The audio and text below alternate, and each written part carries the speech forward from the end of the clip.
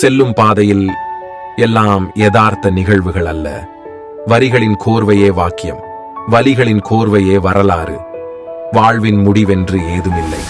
எல்லாம் திருப்பும் முனைகளே, உன்னை திருப்பும் வினைகளே. வரலாற்று கதைகளை அலசு, உன் வாழ்விற்கு திரைக்கதை கிடைக்கும். வெறும் எதிரான சூழல் உன்னை என்ன செய்யும்? தன்னம்பிக்கை உன்னோடு இருக்கையில். அழுவது பலவீனம் அல்ல, அதே சமயம் வெறும் கண்ணீர் காவியமாகாது. எல்லோரும் வேகமாக ஓடுகிறார்கள் என்பதற்காக நீயும் ஓடாதே. அவர்கள் ஓடிக்கொண்டிருப்பது சுடுகாட்டிற்கு. சில நடைப்பிணங்களும் உனக்கு அறிவுரைகள் சொல்லும். பொறுத்துக்கொள். உனக்கு முன் சென்றவர்களை நிச்சயம் சந்திப்பாய் கல்லறையில். அதற்குள் அடைய வேண்டியதை அடை, செய்ய வேண்டியதை செய்.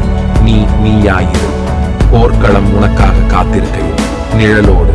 உனக்கு எதற்கு வெட்டி சண்டை? நேர்மறை கருத்துக்களை அறிக்கை செய்ய மறந்தால் புலம்ப தயாராயிரு. நிகழ்காலத்தை விட உன்னதமானது நீ நிகழ்த்தும் காலம். பணக்காரனும் நீயும் ஒன்று நேரத்தின் பார்வையில். நிறைய மானங்களை திருடு, கொள்ளையிடு, எந்த நீதிமன்றங்களும் தண்டிக்காது.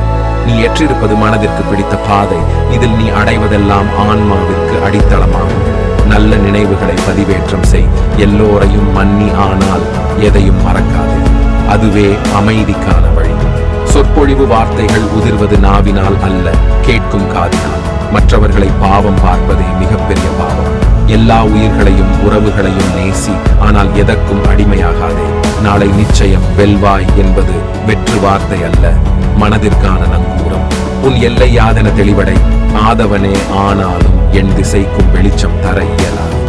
நிச்சயம் ஏதோ ஒன்றை நீ இழப்பாய். அது எது என்று நீயே முடிவு செய். நன்றிகள்.